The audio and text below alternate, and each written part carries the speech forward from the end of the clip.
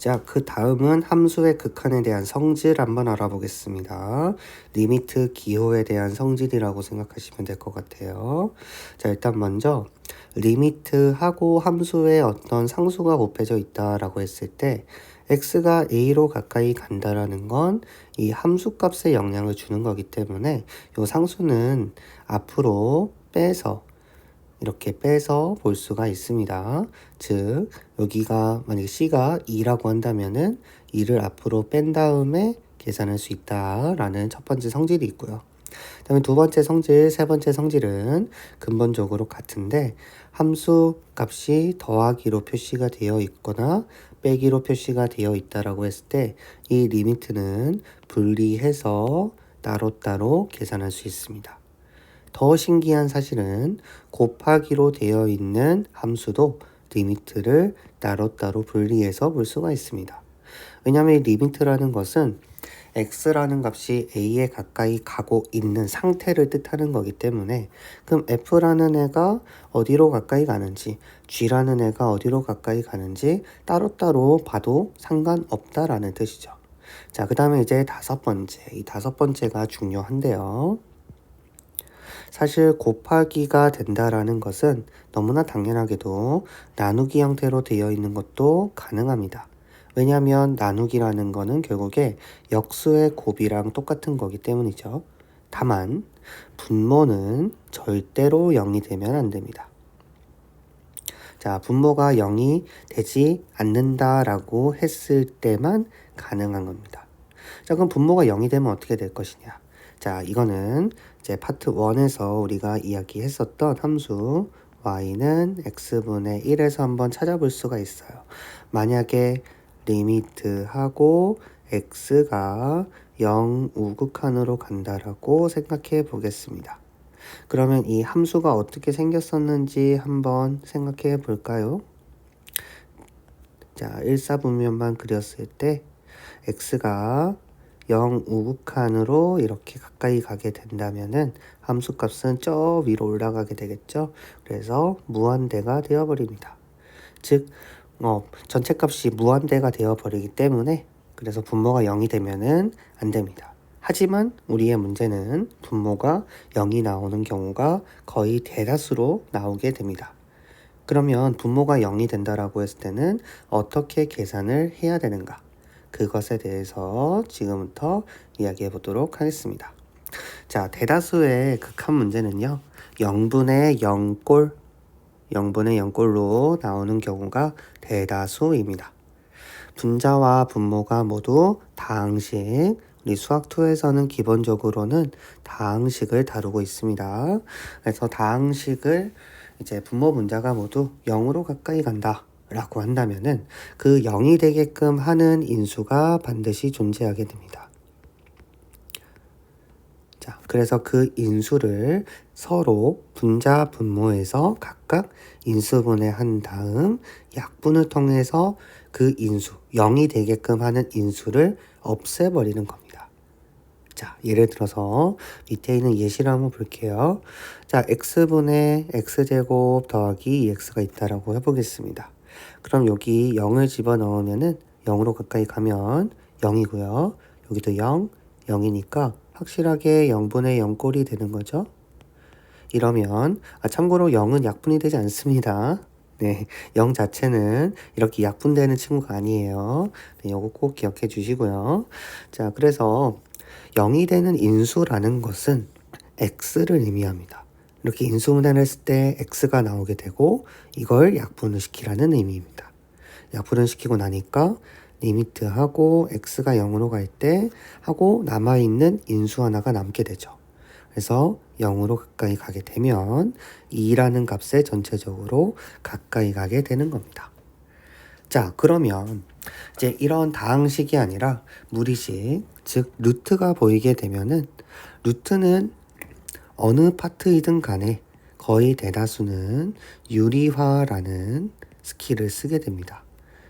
루트를 본다라고 했을 때는 거의 대다수는 유리화라는 스킬을 쓰면 되니까 유리화를 통해서 0이 되는 인수를 없애버리는 방향으로 문제가 나오게 되니까 꼭 기억해 주세요. 자, 그 다음에 이제 두 번째 형태로는 무한대분의 무한대꼴이 있습니다.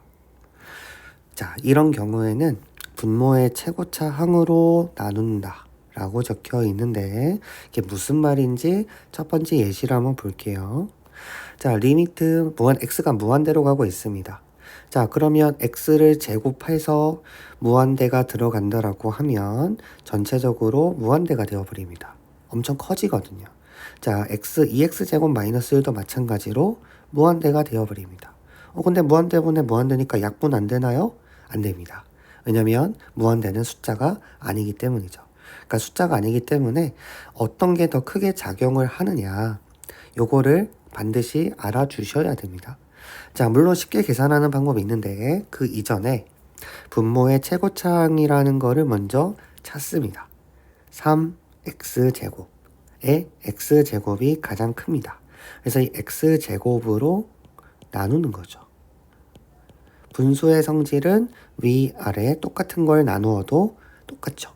자, 그래서 나누게 되면은 3x제곱은 3, 1을 x제곱으로 나누면 x제곱분의 1, 2는 2x제곱은 2가 되고요. 마이너스 1은 마이너스 x제곱분의 1이 됩니다. 자, 그럼 이 상태에서 리미트를 각자 다 분리시켜 보는 거예요. 자, 그러면 우리가 아까 이것도 했었던 거를 한번 생각을 해볼까요? 유리함수를 다시 한번 불러오겠습니다. 자, y는 x분의 1이 있는데 만약 리미트하고 x가 무한대로 간다면, 자, 이렇게 무한대로 간다면 무한대분의 1꼴이 되는데 분모가 무한대가 되면은 어떻게 되냐면 어디로 가까이 가느냐? 0에 가까워집니다. 그래서 0. 그래서 얘는 없어지고 3분의 2만 남게 되는 거예요.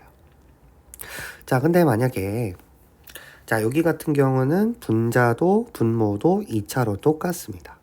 즉 분자와 분모의 차수가 똑같다라고 했을 때는 결국에 남는 게 무엇이냐라고 했을 때 요 2와 3이 남게 되는 거죠. 자, 2와 3이 남게 되는데 그 2, 3이 뭐였냐면 최고차항의 개수였습니다. 그래서 요 개수만 바라봐 주면 된다라는 것이죠. 하지만 만약에 차수가 이렇게 다르다. 위에는 1차인데 아래쪽은 2차다 라고 한다면 분모가 훨씬 더 큰 무한대라고 보시면 됩니다. 자, 물론 x제곱으로 나누는 게 정석적인 방법이죠. 나눠주게 되면은 밑에는 3 더하기 무한대분의 1이니까 0이 되고요. 위에는 자, 무한대가 들어가면 0, 0 이렇게 되어버립니다. 결론적으로는 3분의 0꼴이 되니까 0이 되어버리는 거죠. 분모가 만약에 더 크게 된다면 극한값은 0이 됩니다. 하지만 분자의 차수가 더 커버리게 된다면 분자의 최고차항의 개수가 양수면 무한대, 그 다음에 음수면 마이너스 무한대, 이렇게 발산하게 됩니다. 분자가 더 크면 무한대가 된다, 혹은 무한대, 혹은 마이너스 무한대가 된다. 개수에 따라 다른 거예요. 만약에 분모가 더 큰 무한대다 라고 한다면은 그때는 0으로 간다. 기억해 주시면 좋겠습니다. 자, 그 다음 세 번째와 네 번째 꼴은요. 세 번째는 무한대 빼기 무한대 꼴. 앞에도 무한대, 뒤에도 무한대. 무한대에서 무한대를 빼면 0 아닙니다. 무한대 빼기 무한대는 0 아닙니다. 어떻게 풀어야 되느냐? 이것은 크게 보면은 루트가 나와 있는 계산일 가능성이 높아요. 자, 루트가 나와 있는 계산 같은 경우는 뭐 아까도 얘기했지만 루트의 가장 큰 스킬은 유리화입니다. 그래서 근호가 있는 쪽을 유리화를 해주면 정리가 알아서 됩니다. 그리고 다항식의 경우에는 최고차항의 항으로 묶는다. 기억해 주시면 됩니다. 그리고 이제 무한대 곱하기 0꼴이라고 되어 있는데 사실은 이것은 정리를 어떻게 하느냐의 문제라고 생각이 들어요. 모든 꼴로 다 바꾸어서 풀 수가 있는데 이것은 이제 실제 문제를 풀면서 사실 거의 인식하지 못할 정도로 자동적으로 문제를 풀 수가 있을 겁니다. 결국에 만약에 더하기나 빼기가 있다면 합해주면 되는 것이고, 분수가 있다라고 한다면은 통분을 해주면 됩니다. 사실 분수가 나올 가능성이 더 높거든요. 그래서 분수에 더하기 빼기가 나온다라고 한다면 통분을 해주시면 됩니다. 그래서 통분을 해주게 되면 분명 인수분해가 되게 될 것이고, 그래서 인수분해가 되면 이제 극한값을 유도할 수 있는 상황이 만들어지게 될 거예요. 그래서 이것을 뭐 특별한 유형으로 이렇게 바라보기보다는 위에 있는 1번 혹은 첫 번째 0분의 0꼴 혹은 무한대분의 무한대꼴 두 가지로 나누어서 생각해 주시면 됩니다. 자, 그 다음 유형은 이제 앞에서 이어지는 내용인데요. 자, 두 함수가 fx와 gx가 있는데 x가 a로 가까이 간다라고 할 때 g분의 f가 특정한 값에 가까이 가고 있는 상태예요. 그러니까 극한값이 이미 존재하고 있는 것이죠. 그런데 분모가 0으로 가까이 간다 라고 한다면은 반드시 분자는 0으로 가까이 가야 됩니다. 즉 분모가 0으로 가까이 가는데 만약에 분자가 특정한 값으로 가까이 가고 있다라고 가정을 해볼게요. 그럼 이렇게 된다면 무한대가 될 수밖에 없겠죠. 혹은 마이너스 무한대가 될 수도 있겠죠. 그러니까 이렇게 되면 모순이 된다라는 겁니다. 즉 0분의 밑에가 0이면은 분자도 0이 되는 인자가 있어서 약분한 후 극한값이 존재하는 것이다. 즉 분모가 0으로 가까이 가면 분자도 0으로 가까이 간다. 이것 같은 경우는 문제가 좀 다양한 형태로 나올 수가 있는데 분모에 0이 되게끔 하는 인수가 있을 거예요. 그럼 분자도 그 인수를 반드시 가진다라고 생각하시면 됩니다.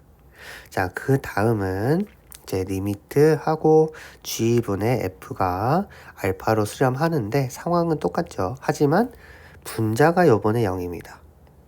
자, 분자가 0이면 분모가 0이다 의 조건이 있어요. 그 조건이 뭐냐면 요 수렴하는 요 알파라는 값이 0이 아니어야 됩니다.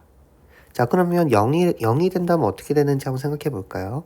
자, 분자가 만약에 0이 된다면 분모가 0이 아니라고 했을 때는 값이 0이 될 수가 있죠. 그래서 만약에 요 값이 0이라고 한다면 분모가 반드시 0으로 가까이 간다라고 이야기를 할 수가 없는 겁니다. 그렇기 때문에 0이 아니라 예를 들어서 1, 2, 3 이런 것들이 나온다라고 하면 분자가 0인데 극한값이 0이 아니다. 그러면 분모도 0이 되는 애가 있어서 약분된 후 계산된 결과이다 라고 생각해 주시면 될 것 같습니다. 자, 그러면 이제 마지막 개념 볼게요. 함수 극한의 대소관계입니다. f보다 g가 더 위에 있다라고 볼게요. 자, 이렇게 더 f가 g보다 위에 있다라고 생각해 보겠습니다. 만약에 f라는 값이 일정한 값으로 가까이 가고 있어요.